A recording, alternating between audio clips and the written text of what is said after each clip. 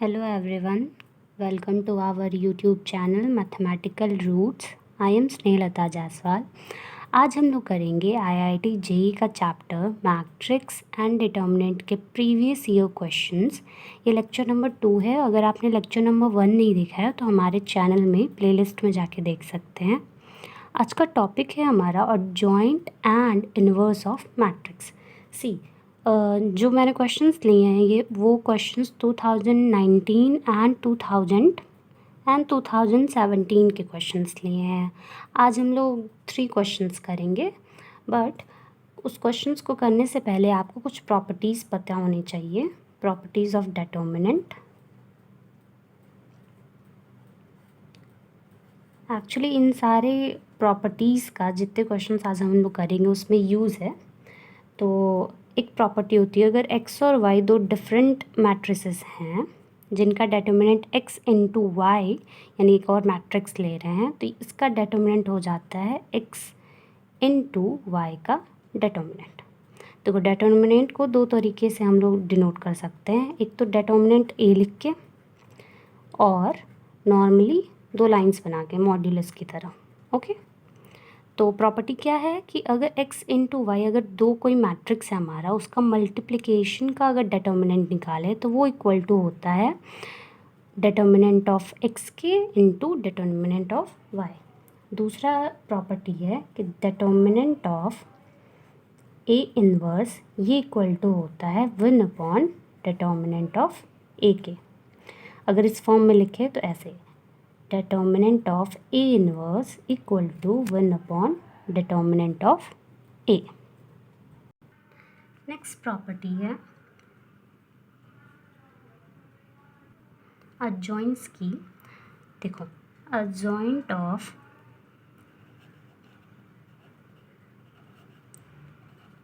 Matrix 2x2 का shortcut कैसे निकालते हैं वो बता रही हूँ मैं।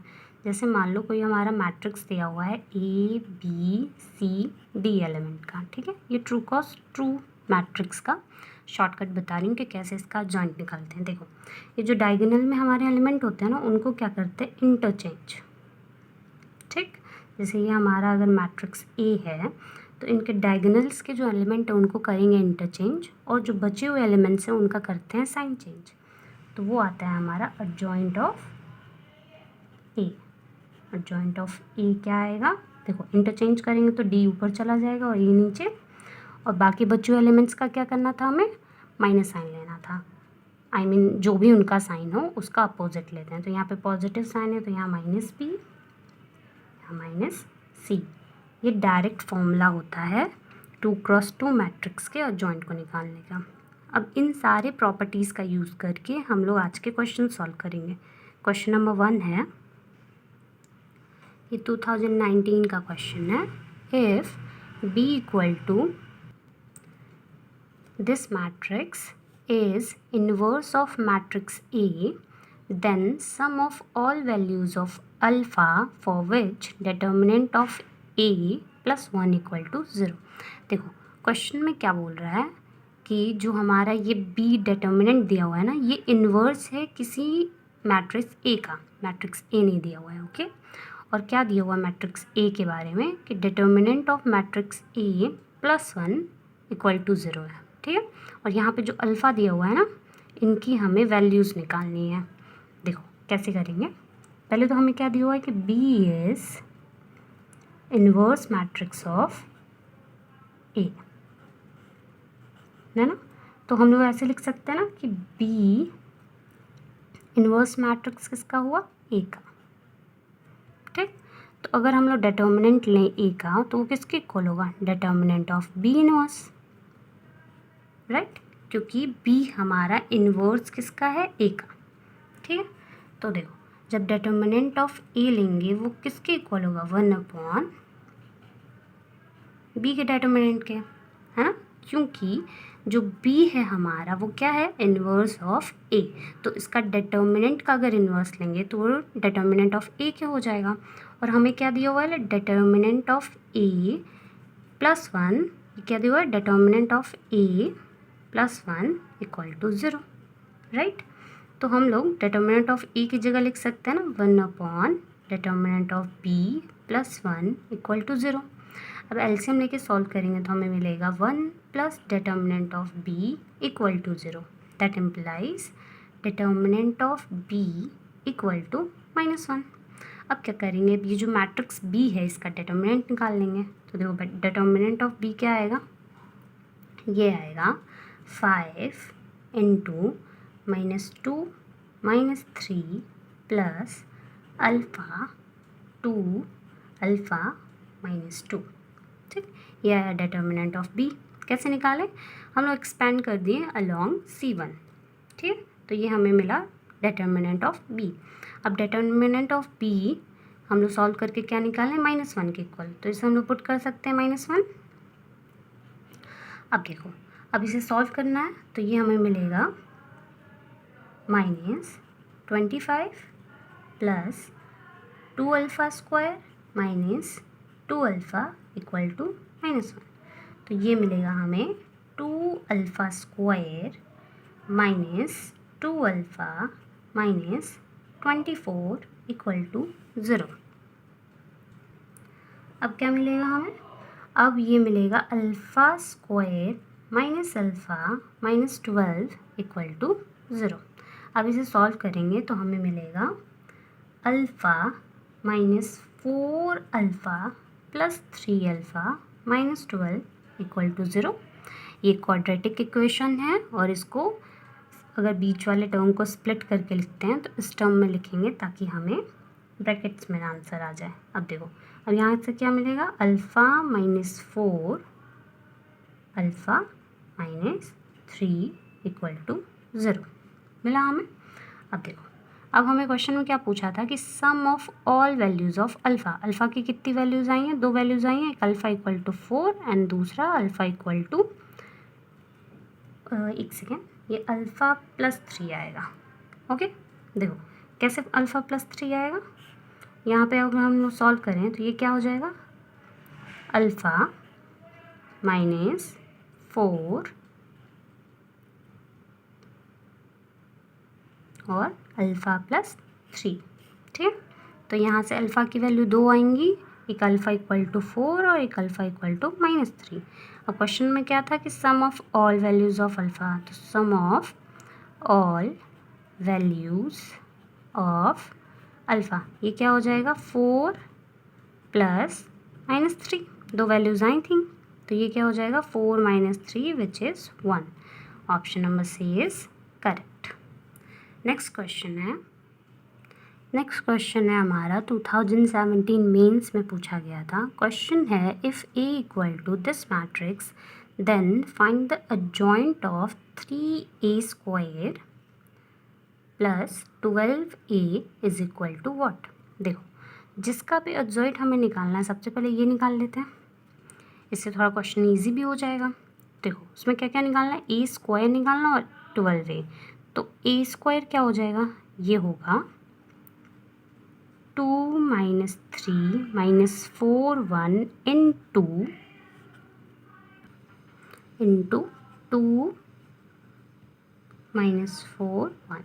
ओके, देखो ए हमारा ये दिया हुआ था तो ए स्क्वायर क्या हो जाएगा, दोनों मैट्रिसेस का मल्टीप्लिकेशन, तो ये क्या आएगा, ये आएगा 4 + 12 - 6 - 3 - 8 - 4 12 + 1।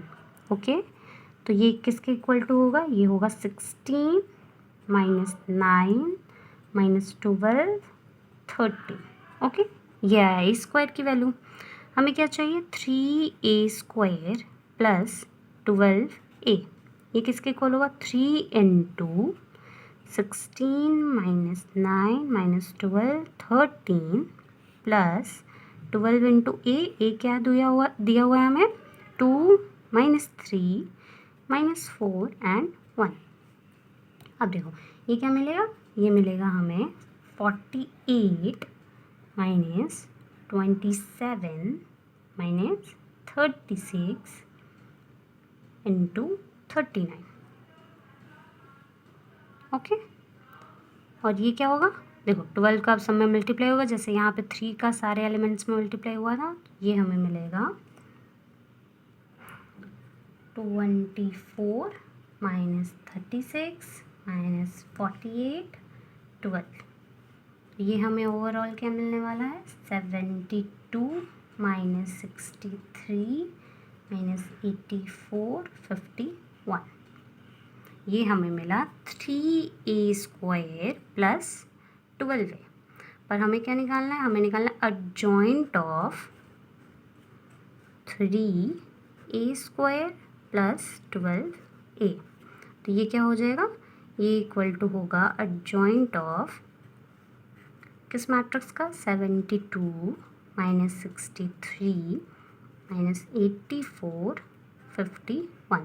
अभी मैंने इस वीडियो के स्टार्टिंग में आपको बताया था कि कैसे adjoint ऑफ 2x2 मैट्रिक्स निकालते हैं।